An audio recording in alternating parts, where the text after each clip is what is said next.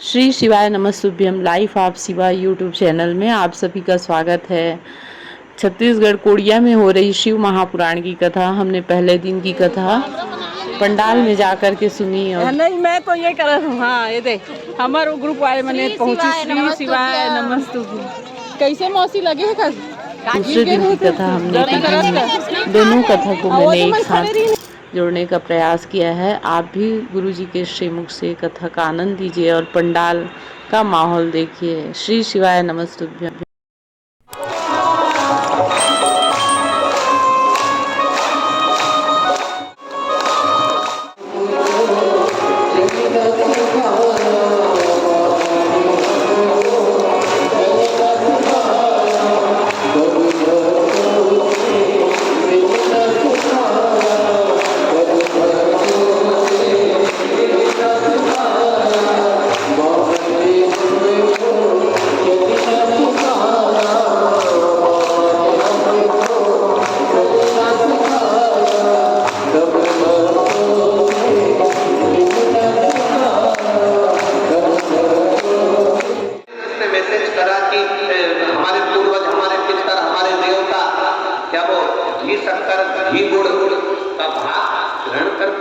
तो उनसे निवेदन करूंगा एक बार स्कंद पुराण को दिल से पढ़िए।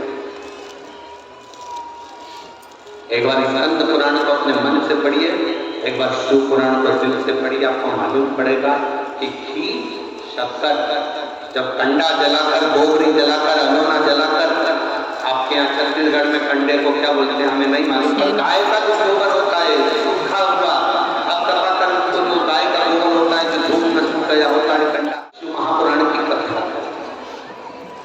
आज के लोग हंसते हैं, ऐसा हो सकता है क्या? आज के जमाने में कंडे पर गुड़ घी छोड़ने से क्या पितरों को मिल जाता है?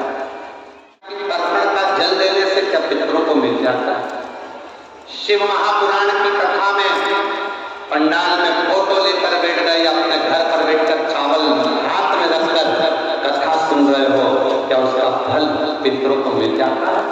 वो पितर शिव महापुराण की कथा कहती है, जरा ध्यान लगाकर सुनना।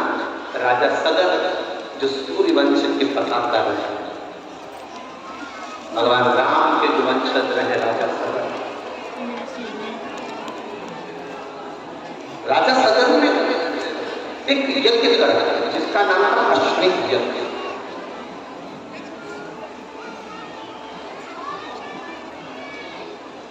सगर ने अश्वमेध यज्ञ करा। उस यज्ञ का जो घोड़ा था, उस यज्ञ का जो अश्व था, वो इंद्र लेकर चले। अब राजा सगर ने वो घोड़े को ढूंढना चाहा नहीं। राजा सगर की धर्म पत्नी थी, उसमें से एक धर्म पत्नी के 60 बच्चे थे और एक धर्म पत्नी का एक थे। अश्व को ढूंढा गया, घोड़े को जब ढूंढने के लिए गया, अश्व मिलता नहीं। और अश्वमेध यज्ञ का जब तक अश्व नहीं होगा तब तक उस यज्ञ की कोई प्रधानता नहीं। अश्वमेध यज्ञ का घोड़ा, अश्वमेध यज्ञ का अश्व का होना बहुत जरूरी है।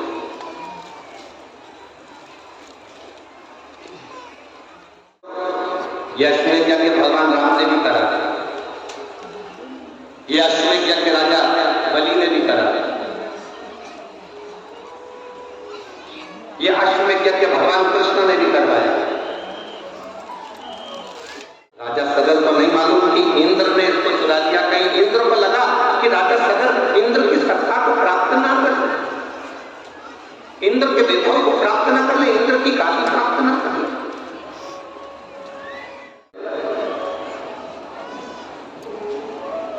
करें क्या? इंद्र ने अश्वमेध यज्ञ के अश्व को चुरा लिया, अश्वमेध यज्ञ के अश्व के घोड़े को चुराया और चुराकर उसको कपिल मुनि के आश्रम में ले जाकर बांधा।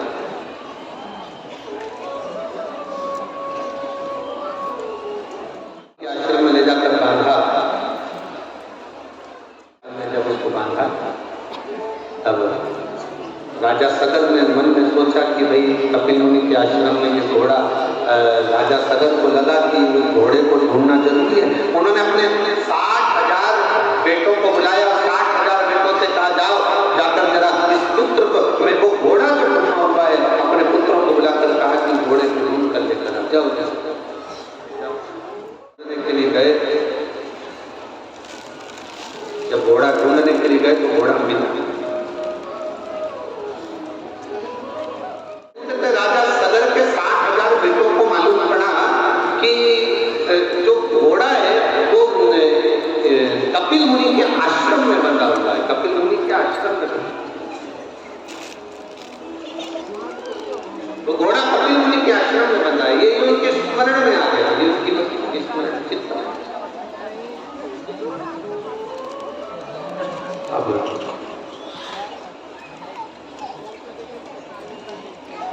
गए 60,000 राजा सगर के पुत्र, और 60,000 राजा सगर के पुत्र जब पहुंचे तो 60,000 राजा सगर के पुत्रों ने जब पहुंचकर देखा तो कपिल मुनि के आश्रम में वो अश्व बंधा हुआ था, वो घोड़ा बंधा हुआ था।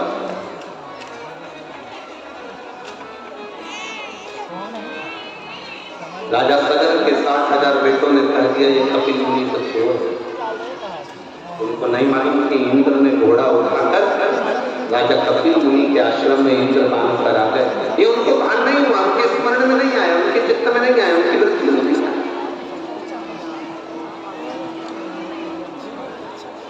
उनके मन में ये भाव नहीं आया।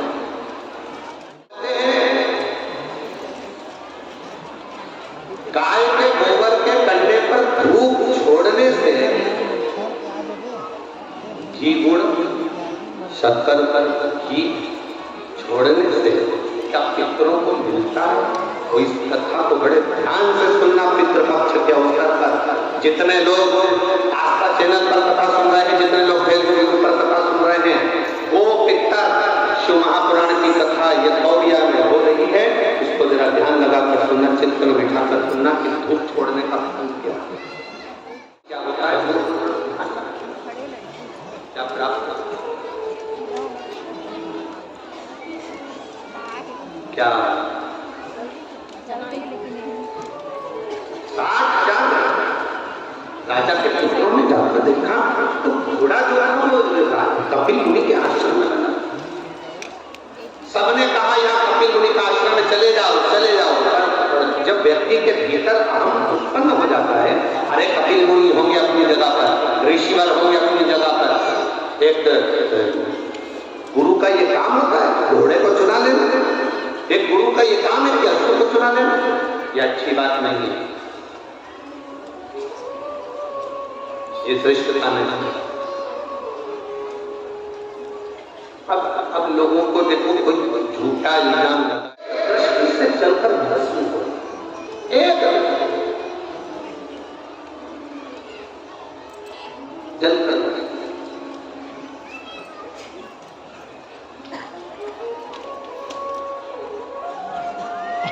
60,000 पुत्र जब एक दृष्टि से जलकर भस्म हुए। शिव महापुराण की कथा करती है, कोई संत, कोई सतगुरु, कोई शिव। कपिल मुनि कर क्या रहे थे? कपिल मुनि का काम क्या था? बस ध्यान लगाकर नेत्र बंद कर भगवान शंकर की भक्ति में कपिल मुनि डूबे रहे। शिव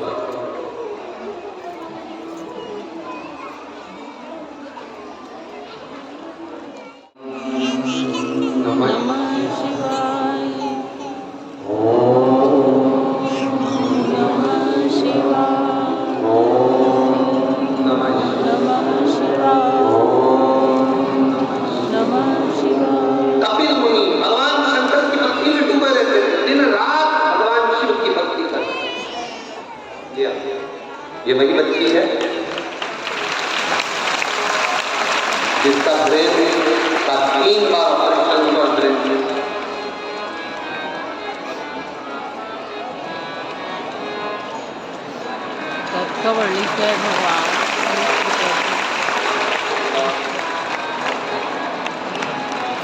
आप देखेंगे पूरा सिर इसका चारों तरफ से फटा हुआ है, जिसके टाँके लगे हुए हैं, जिसका 3 बार ऑपरेशन हुआ। डॉक्टर ने कहा था कि अपने दिमाग का प्रयोग नहीं कर, दिमाग से प्रयोग नहीं कर सकते। अब इस व्यक्ति को प्रणाम करो, दिमाग काम कर रहा है।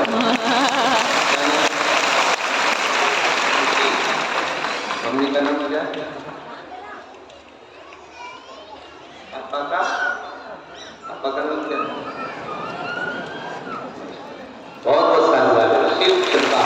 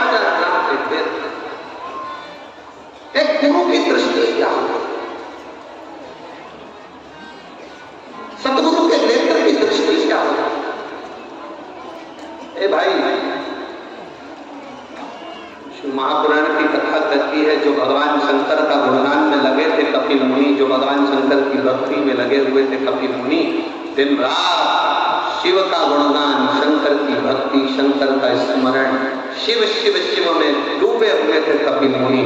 शंकर भगवान की भक्ति में जो कपिल मुनि डूबे हुए थे, भगवान के भजन में जो डूबे हुए थे, उनकी जितनी रोमावली थी, उस रोमावली में से भी जो किरण निकलती थी, उनकी रोमावली में से भी जो हवा की तरंगें निकलती थी, वो भी ना जाने कितने जीवों का कल्याण कर देती थी। ऐसी कपिल मुनि की भक्ति, ऐसी भक्ति में कपिल मुनि डूबे हुए थे। ऐसी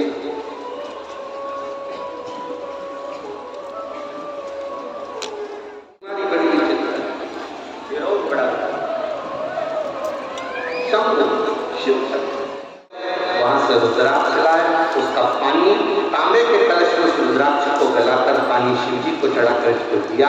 आज मेरा बेटा चलने लगा, इसलिए मैं बाबा के सामने यहाँ पर शिव भगवान।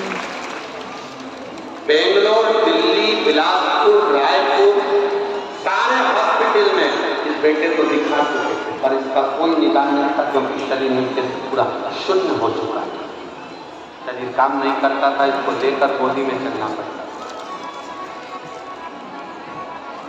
महाराज शिव तत्व, एक बेलपत्री का आनंद क्या है, एक बेलपत्री का सुख क्या है, एक बेलपत्री का तत्व क्या है। आपसे लोग कहेंगे, अरे क्यों रे कौड़िया वालों, लोग से कहेंगे क्यों, क्या शिव महापुराण में क्या रखा है, शिव पुराण के अंदर क्या है। हम तो कहेंगे प्रदीप साहू, काशीनाथ साहू, आप लोगों से लोग पूछेंगे कि आप कथा करवा रहे हो, शिव महापुराण में ऐसा क्या है, शंकर की कथा में ऐसा क्या है। तब आप उसको कह सकते हो, तब आप उसको वर्णन करते, तब आप बोल सकते हो कि शिव महापुराण की कथा, शिव महापुराण की कथा शिव पुराण की कथा नहीं है। आप कह सकते हो ये शिव पुराण नहीं, ये मेरा महादेव स्वयं होता है, स्वयं कथा करता है, शिव कथा।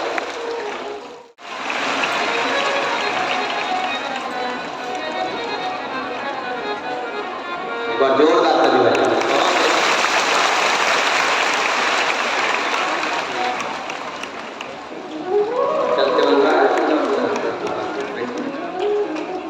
जिसका पूरा शरीर शून्य है,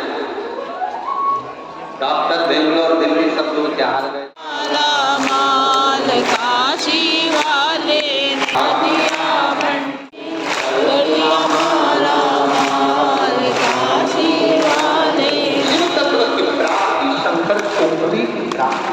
राजा सगर के 60,000 हुआ हो, हम तो यहाँ तक कहेंगे तुम्हारे गांव में, नगर में, कोई शंकर के मंदिर में एक लोटा जल चढ़ा रहा हो, कभी भी उसके लिए अपने बुरे विचार मत लाना, कभी उसके लिए गलत मत बोलना, कभी उसको ताना मत देना, कभी अपशब्द मत कहना, क्योंकि उसका जवाब वो खुद नहीं देता, उसका जवाब महादेव देता है। तो दूसरा देगा, तेरा शंकर का भक्त कभी जवाब नहीं दे। 60,000 रात के ढेर बन गए, वापिस नहीं आए तो पिता राजा सगर को चिंता नहीं।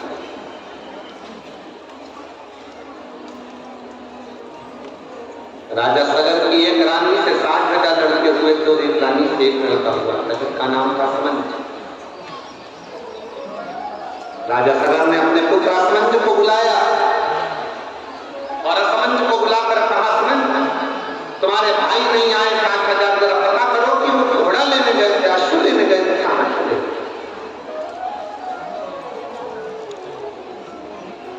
जाओ जरा पता करो तुम्हारा भाई कहां गए। 60,000 मेरे पुत्र गए थे, 60,000 के 60,000 एक तो वापिस आता, पर कोई नहीं आया, जरा पता करो असमंज तुम्हारे भाई गए कहां। राजा सगर ने अपनी दूसरी पत्नी के पुत्र को असमंज को भेज दिया। असमंज ढूंढने के लिए गए, ढूंढ कर राजा असमंज थक गए, पर 60,000 भाइयों का पता नहीं चला। अब भाई नहीं वो तो मालूम पड़ा, भाई जिंदा हो तो मालूम पड़ा। अब रात के ढेर से कौन पहचानेगा कि इसमें 60,000 में कोई ऐसे मुठ्ठा भरवा के रात का ढेर लगाने और कहते तुम्हारे भाई हैं, तो मालूम है।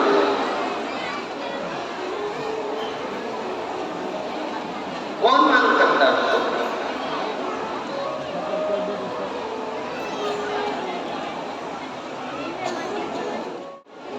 असमंज की आंख में जल गया। कई लोग कथा में आते हैं, उनकी आंखों में भी पानी देता है।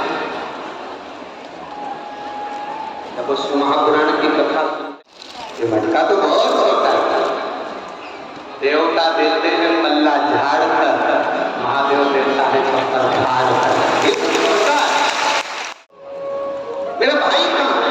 ढूंढ ढूंढ के, जब ढूंढ ढूंढ के थक गए, तब उन्होंने देख लिया कि अब मेरे भाइयों को मिल नहीं रहे तो क्या करेंगे। बहुत प्रयास करा तो भी कुछ निर्णय ना निकले, तो सतगुरु की शरण गए। एक टकराया। भोलेनाथ की कृपा से पहले दिन की कथा हमने पंडाल में सुनी, जिसमें राजा सगर के 60,000 पुत्रों की कथा को बताया गया है।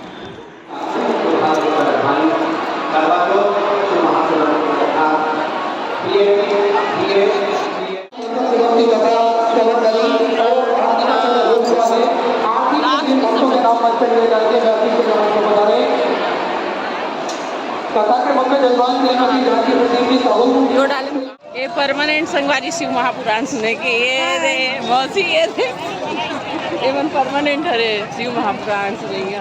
नौकरी कि घर के 9 लोग बैठकर खाएं, एक व्यक्ति कमाता था, मतलब उस समय पर संतुष्टि इतनी थी कि एक व्यक्ति की कमाई से 9 लोगों का पेट भरा जाता था, उसको नौकरी कहा जाता था। एक व्यक्ति की कमाई से, मतलब एक व्यक्ति कमाता था और 4 लोग खाते थे।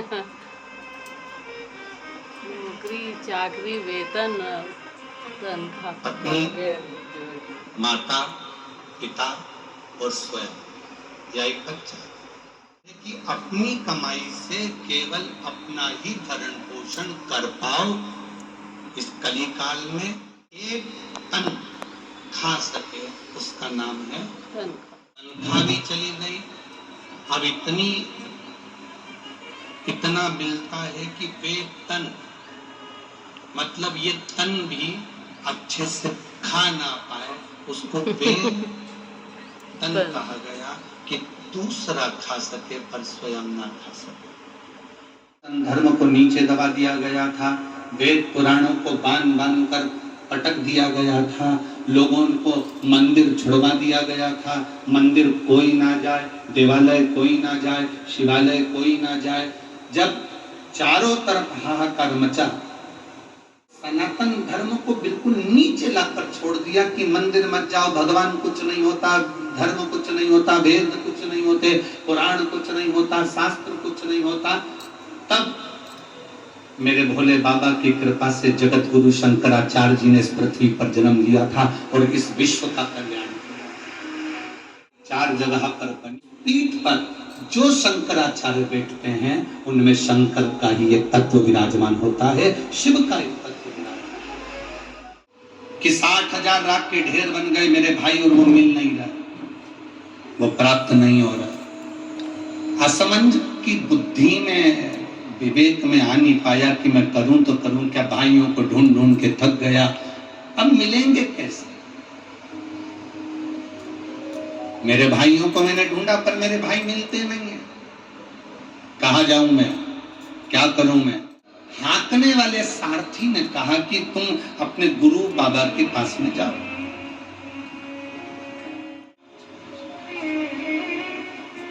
वशिष्ठ बाबा के पास में, गुरु बाबा के पास में जाओ। बता दे, जब तकलीफ की घड़ी हो, जैसे उसमें पत्र में लिखा था कि मेरी पड़ोस में एक आंटी रहती है और आंटी ने कहा कि तू शिव के मंदिर पूरी पृथ्वी पर ढूंढ। गुरु वशिष्ठ आप के कुछ पास कृपा करो ना गुरुदेव। वशिष्ठ बाबा ने कहा एक काम करो, रुको तुम जरा अच्छे से सुनना। गाय का कंडा, कंडा जानते हो? छत्तीसगढ़ में कंडा ही बोलते हैं कि गोबरी बोलते हैं? छेना छेना छेना छेना। हाँ ठीक है। हाँ, एक जनी बोलो तो मालूम पड़े ना, तो इतना सारे चेला। छेना छेना। हाँ ढेला और ठेला। चलो ठीक है, रखो रे बाबा। अरे एक साथ बोल रहे हैं ना, नहीं समझ आता उतना हल्ला में। एक तो बहुत ऊंचा है। छेना छेना छेना, मिठाई वाला छेना। छेना। हाँ सही पकड़े, सही पकड़े।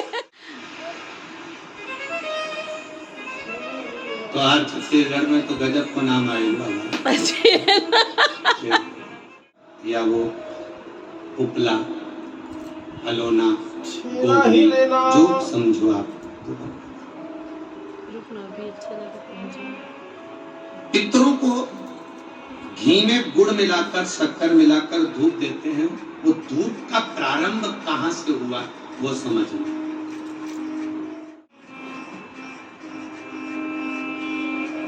असमंज ने वशिष्ठ बाबा से कहा मेरे भाई नहीं मिले। वशिष्ठ ऋषि ने कहा रुको, अपने शिष्य से कहा नंदनी गाय का जो गोबर का कंडा बना है, छेना बना है, उसको लेकर अलोना, गोबरी, उसको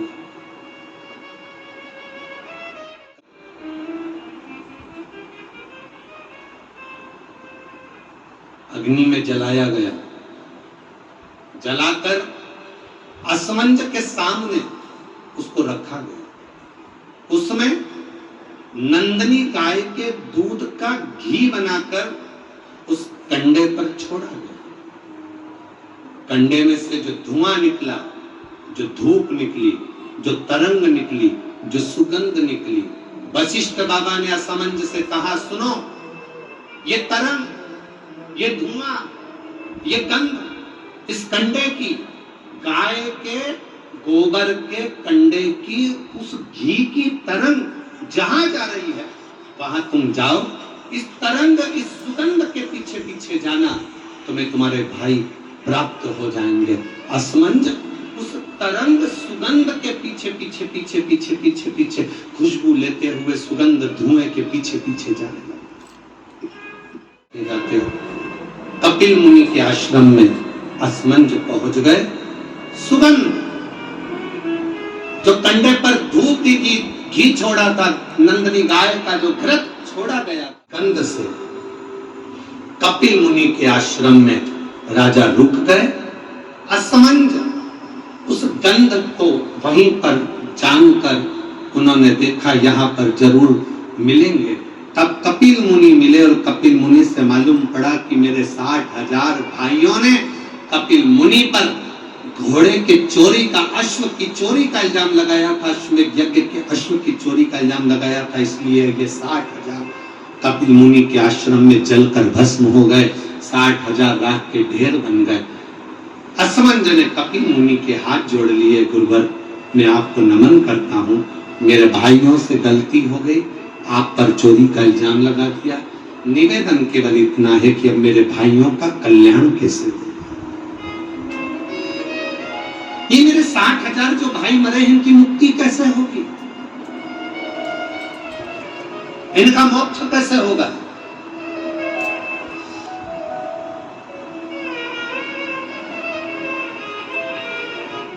कपिल मुनि ने कहा ब्रह्मलोक से गंगा पृथ्वी पर लेकर आना। गंगा का जल जब कपिल मुनि कहते हैं मेरे आश्रम में आएगा तो ये 60,000 राख के ढेरों का कल्याण गंगा का जल कर जाएगा। ये गंगा का जल 60,000 राख के ढेर का उद्धार कर जाएगा, गंगा का जल लाना चाहिए।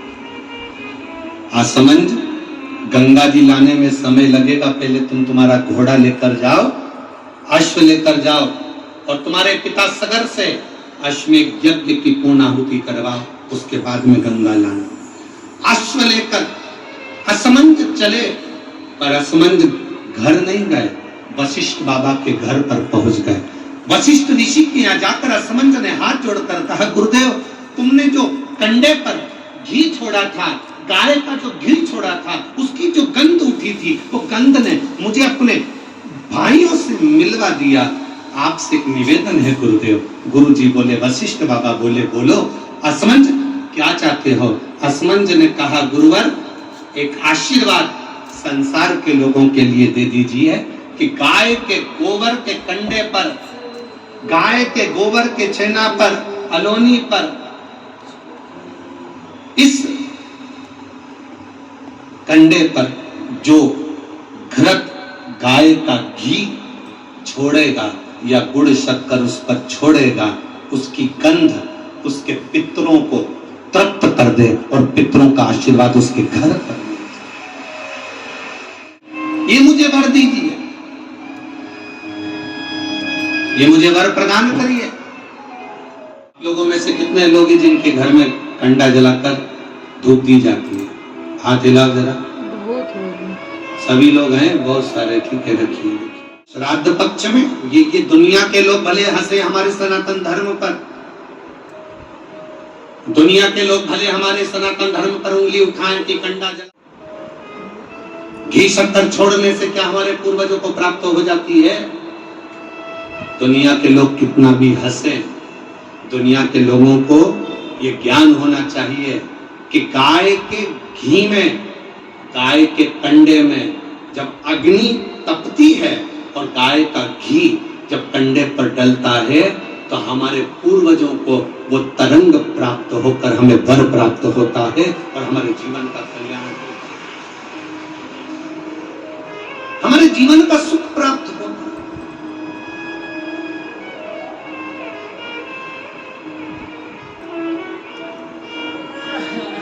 हमारे जीवन का एक आनंद प्राप्त होता है।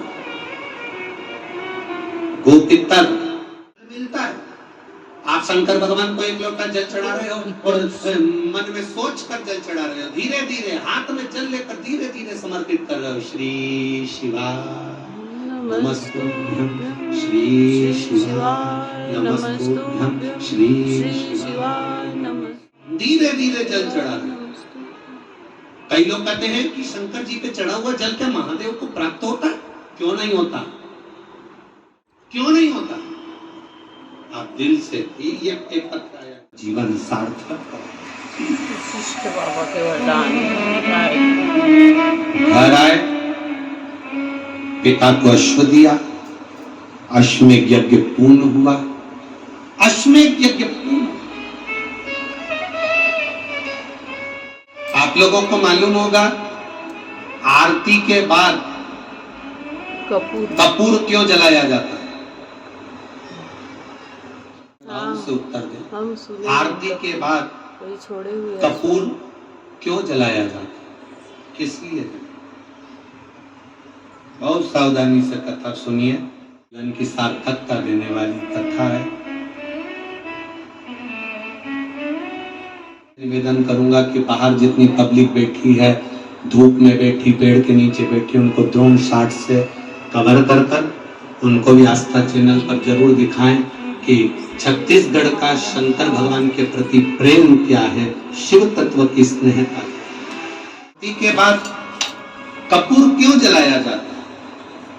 शिव महापुराण की कथा कहती है आरती होने के बाद मंदिर, देवालय, शिवालय, पूजन, कथा, सत्संग में कपूर जलाने का एक कार्य इसलिए है, कपूर अश्वमेध यज्ञ की पूर्ण आहुति का फल प्रदान करता है और हमें अश्वमेध यज्ञ का फल मिलता है, इसलिए कपूर को आरती के बाद जलाया जाता है। हमारे शास्त्रों में लिखा है, हमारे शास्त्रों में धूप बत्ती, अगरबत्ती, कपूर आदि का पूजन का सामान का लिखा है, पर आज तक हमारे शास्त्रों में ये नहीं लिखा कि मोमबत्ती क्यों जलाई जाती है। हमारे पास कपूर जलाने का प्रमाण है, गाय के गोबर का कंडा जलाने का प्रमाण है, गाय का घी अग्नि में डालकर जलाने का प्रमाण है, तिल, जौ, धूप जलाने का प्रमाण है, लकड़ी संबिता जलाने का प्रमाण है, हमारे यहाँ धूप बत्ती जलाने का प्रमाण है, और हमारे यहाँ पर मोमबत्ती जलाने का प्रमाण नहीं है।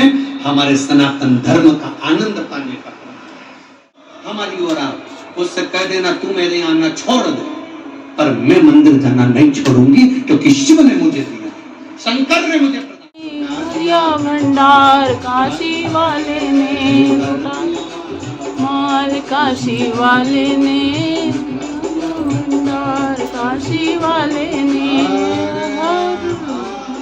महादेव और गंगा।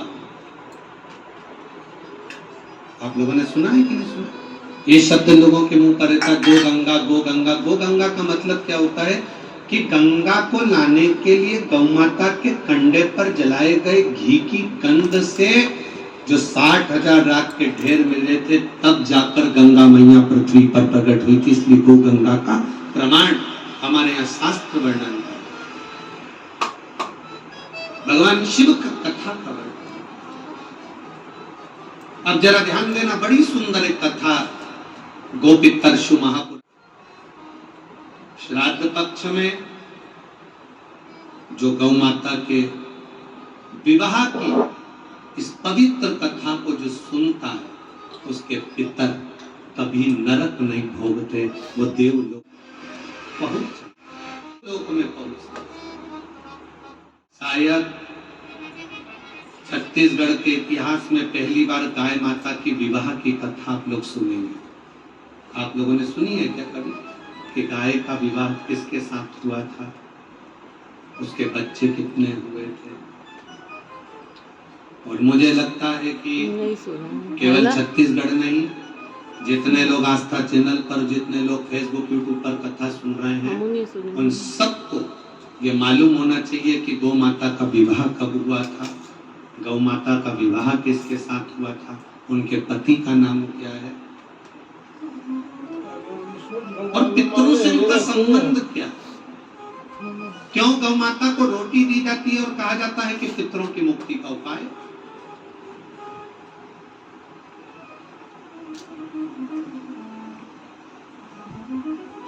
क्यों गौ माता को रोटी देकर पितरों के कल्याण की बात करी जाती है?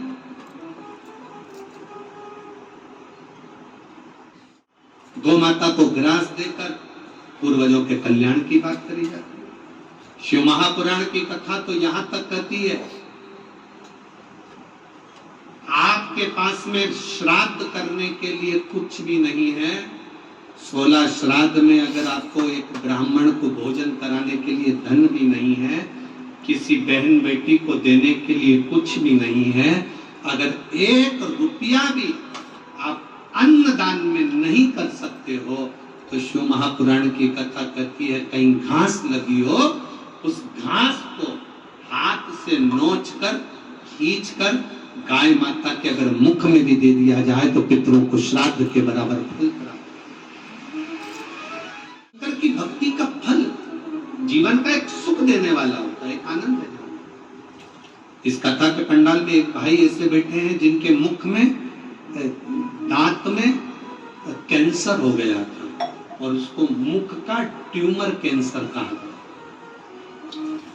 कहीं बैठे हैं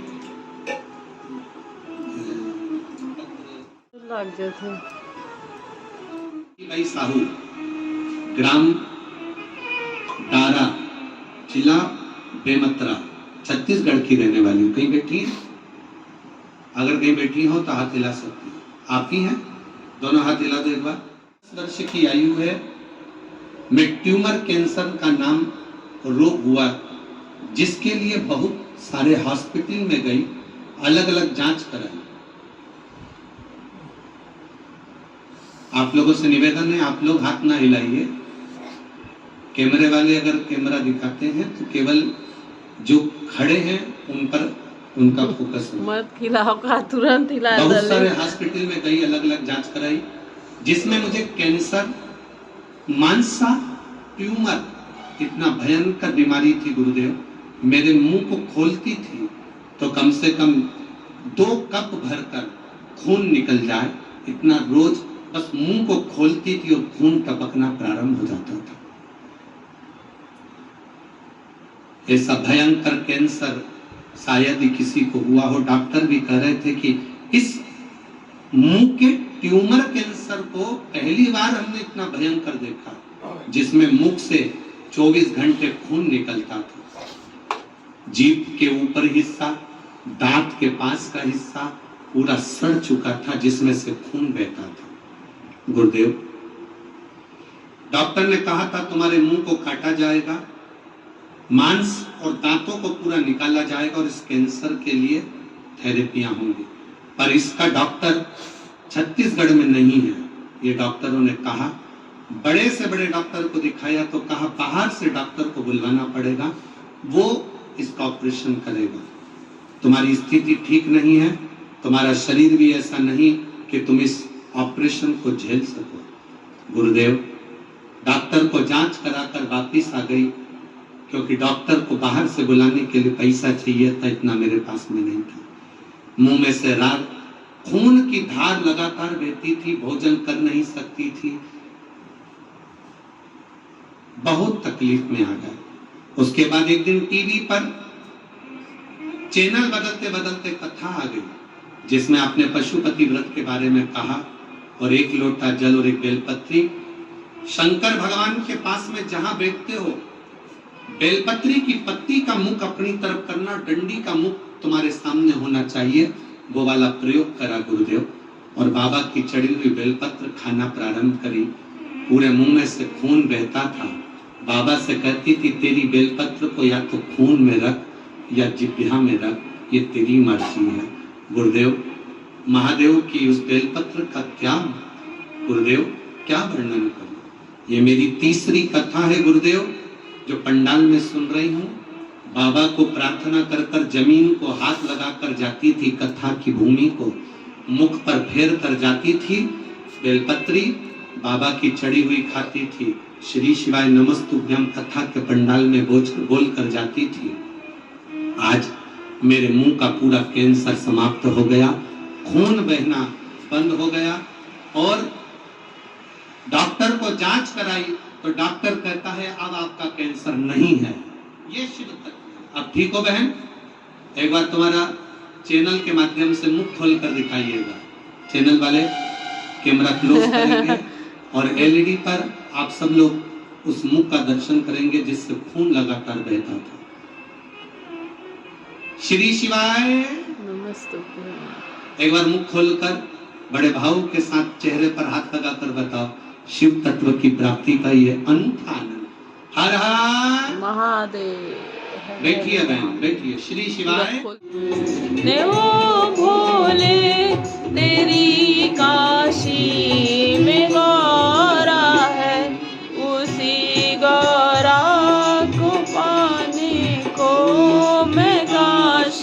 नगर आई